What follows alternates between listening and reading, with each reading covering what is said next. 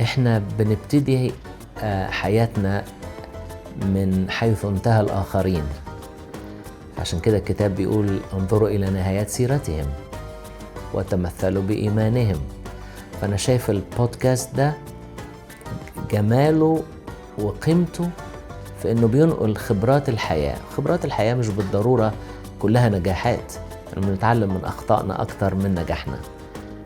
فأنا بشكر ربنا عشان البودكاست ده، لأنه بيدي فرصة لنقل خبرات ناضجة للجيل الحالي والأجيال مستقبلها.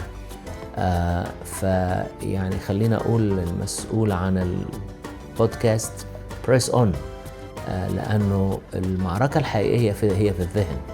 فتجديد الذهن سواء بالكلمة ربنا أو بالخبرات اللي نتعلمناها وبنعلمها لآخرين، دي الحكمة اللي بنخدم بيها إخواتنا وبنخدم بيها الأجيال الحاضرة والمستقبل.